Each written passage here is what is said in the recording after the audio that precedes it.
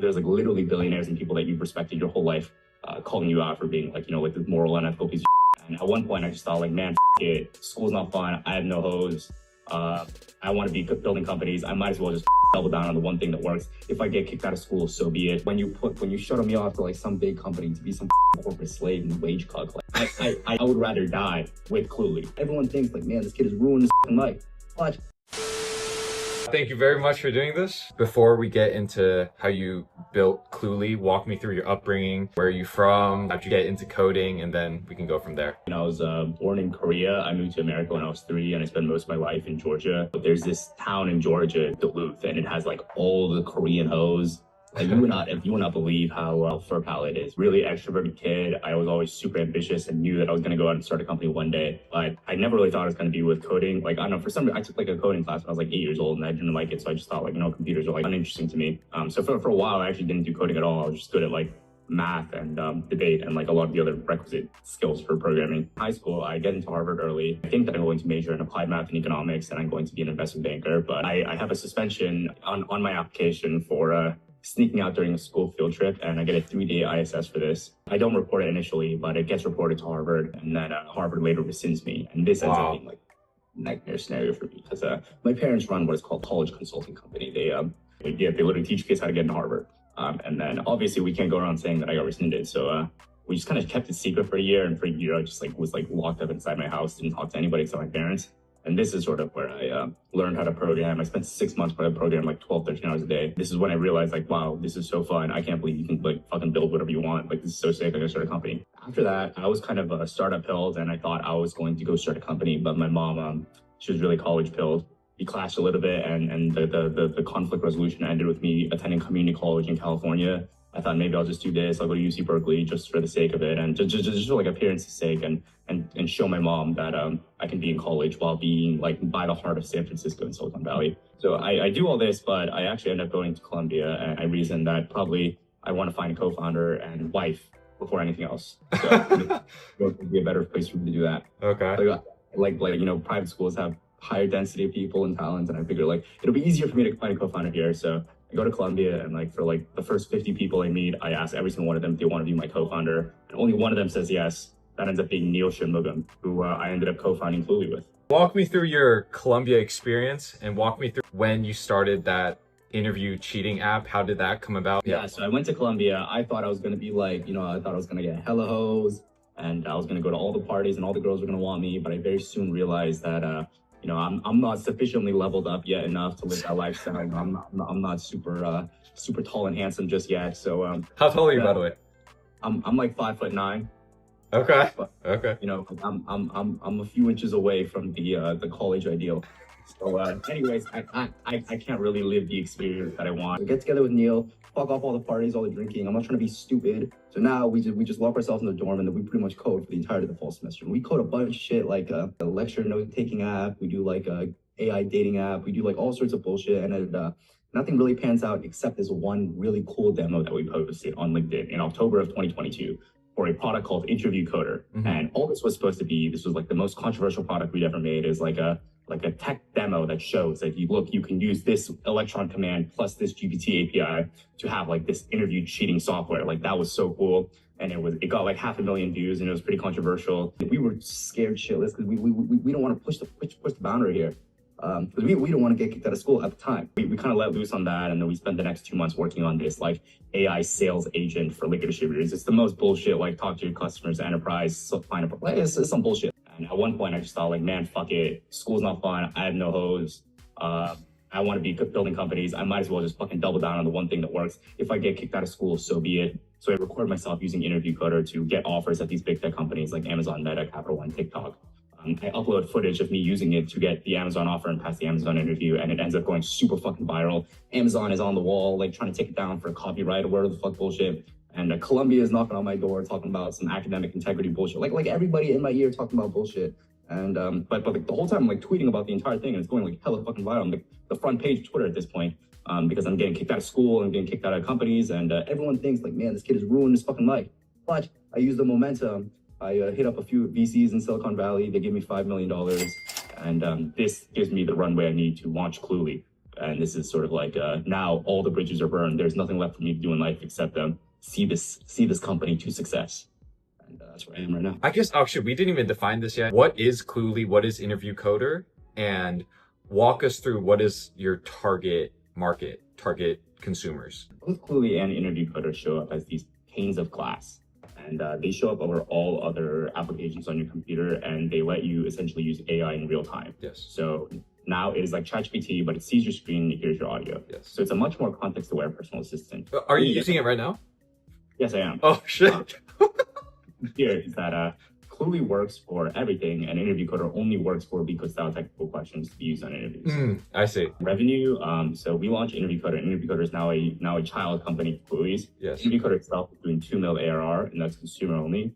Cluely itself is doing 5 mil ARR, and that's a combination between 3 mil enterprise and 2 mil consumer. What is the pricing like? Cluely, we do $20 a month or $100 a year, and Interview Coder we do $60 a month, or I think it's like $300 a year or something. Enterprise is charged by usage by seat per month. You have 600 sales reps, then you'll get charged. We charge X dollars per user per month, and the X just depends on what level of granularity you want in like your admin controls, your data privacy settings, API usage, and all that stuff. What I personally really respect about you, nowadays, there's a shit ton of AI startups. I think you guys are one of the few companies that have cut through the noise, and you guys have been able to raise money. So for someone who is looking to raise money, walk us through that process. What are the most important factors? Raising money is really easy when you have like a vision or something that you're really good at. I think generally you should try to find the thing that you are 4 sigma above the mean in. And usually, I would say probably most people actually have something that they just don't know. For me, I think it's my viral sense. A combination of my viral sense, my risk appetite, and my ability to tolerate hate online. And I think these 3 things make me like very well suited to do this particular go-to-market. But I only know this looking back. And I think the only way to find the one thing that you're very good at is to try a bunch of things that people tell you not to try. Every single time some tech investor says, oh, don't do this, like do exactly opposite of what they say, and just try and look for things that you might be good at. Because if you can find something that you're good at, then the VC money will flow. Like, to be honest, I can't tell you much about fundraising because my seed round is done in like less than 24 hours, and I had a shitty pitch. I just happened to be the front page of Twitter, and that's what let me get so much traction. My next round of funding, I didn't even do a fundraising round. They just came up to my house and offered me the money, and all I did was accept. So I really didn't fundraise there too. Like, the only thing that happened for both was just I had a really strong spike in one thing. And I found that spike early and I doubled down every single time. The most difficult thing that I did, and like the most maybe exceptional thing that I did here, was when every single person, including like all the biggest names in tech, were like telling me I'm ruining my life, or like I don't like this kid. When there's like literally billionaires and people that you've respected your whole life calling you out for being like, like this moral, unethical piece of shit, and like just you'll keep doubling down. It is obviously the correct decision and was the correct decision in hindsight, but it is actually very hard to do. But I think when you find something that you genuinely spike in, you cannot let that go. And that would be my advice to fundraise. Who are some of the biggest names that were hating on you? I mean, GitHub CTO, Gary Tan was pretty upset. Sarah Go doesn't seem to like me very much. These are all people that I've looked up to for a while. Damn. How do you balance having a superior product with doing the viral marketing? Like, in your eyes, like, what is more important? Because I did see online that some of the criticism is like, technically anyone can, replicate what you guys are doing from a coding standpoint. So walk me through, like, how do you balance that? Because I think it's like a very delicate, intricate balance. Yeah, I mean, I think right now I spend probably 80% of my time thinking about product and making the product better, and about 20% of my time thinking about the viral marketing stunts. Right now, we just have a team and like a system built into place that anytime I have a viral idea, we can go from idea to production very quickly. We just have the team, so I don't really spend that much mental effort on it. But I think it's extremely important. And I think probably the 2 biggest opportunities of my lifetime are in AI and in short form content. I think people in tech really, really double down on AI as a huge opportunity, but they don't realize, like, never before in human history have you been able to take a phone, record yourself talking for 10 seconds, and get that be seen by 100 million people. That is never, ever, ever in the all of human history ever has that been possible. People used to fight wars to be able to command this much attention. Now you can phone. And I think most people, like in tech specifically, do not understand the value of that, but I uniquely do. Product, we think that we are aiming really, really high. We're swinging really, really big, and our goal is to be the ultimate the AI assistant for everything, right? It's like so broad in general that you can't even envision what that really looks like. I think right now that just looks like doubling down on the use cases that are most active right now and trying to make those really, really good. I do spend most of my time thinking about product. I think most people overestimate how much time it takes to come up with viral videos and make viral videos. Like you just need viral sets, and most people just don't have that. How big is the team right now? I know you have like a team of like content creators. How big is the engineering team? We're like 13 full-time. It's like 5 eng, 8 growth. For me personally, I have like this separate luxury watch channel, so I get to like interview really successful executives, like older people who are in more traditional industries. Something that really resonated with me is a lot of these guys think 10 years, 20 years ahead, literally decades ahead. I'm curious for you, like, do you have that kind of vision right now? Or for you, is it mainly like, fuck, like AI is growing so fast, like it's like a survive and adapt kind of thing? Like when you're climbing the ladder, you have to think about nothing but the next rung, and that's all you're focused on. But you have to make sure when you start that you are climbing the correct ladder, the ladder that you want to climb. And I think right now I'm always thinking about like the ladder I want to climb is this hyper-personalized AI that can do everything for you and knows everything about you. And this is what every consumer AI app is building towards. And that is the ladder that I'm climbing. Right now, I think we have the correct UX, and more people will move towards this UX. But more importantly than this, like right now, I think I'm worried about the next step. So I think 10 years is the future insofar as like I know this hyper-personalized AI system is coming out, and I know working backwards, if you wanted to distribute this, the best superpowers you would want are the ability to distribute to the youth. Like this is probably the single best superpower you would ever want if you wanted to build this great thing. Working backwards from that, I'm just doing the next best thing that I can do. The end goal to like keep building Cluely, or what if a bigger company comes in and wants to buy out Cluely? At a certain price, I have to concede for the sake of my employees. But if it were up to me and me alone, like, fuck no, bro, I do not need money right now. Like, I'm living in the fucking office, and there's nothing more exciting than being here, like fighting the fucking king of the jungle. I would sooner die than retire from the Coliseum. And I think when you shuttle me off to like some big company to be some fucking corporate slave and wage cuck, like I am retiring from the Coliseum, and I have zero intention of doing that. I would rather die with Cluely than fucking like see I don't know, Cluely get swallowed up by something. But I mean, like again, like if it means like I make all my employees millionaires, then like I guess I have to. Okay, very interesting. Okay, we only have 5 minutes left, so let's move on to a more interesting topic. In the beginning of this interview, you said when you entered college, you were holeless. What's the situation now? Me? I'm still pretty holeless, man. No, you're lying, bro.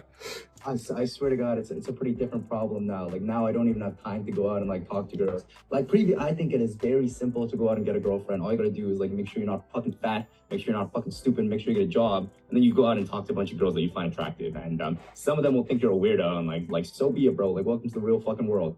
And you can very easily find a girlfriend. And I would have done this. Man, back in the day, I used to just go out and like talk to, I do go out and talk to everybody. I'm like the most extroverted person you'll ever fucking meet. And I'd always go to a coffee shop and hit up the baddest bitch in the coffee shop. Like just for fun, just for the love of the game, bro. Like even when I had no intention of doing anything with them, even when they were like fucking 40 years old, I would just do it for the love of the game.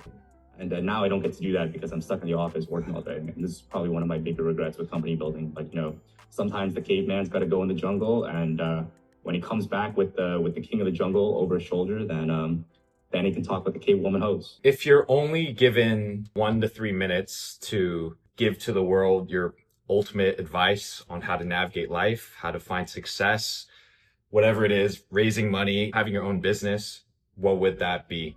95% of what you hear from other people is wrong, including what you might hear from me. Every single company and every single great man has very little in common with other great men. These singular threads that combine their stories are they all take big risks and they all work hard.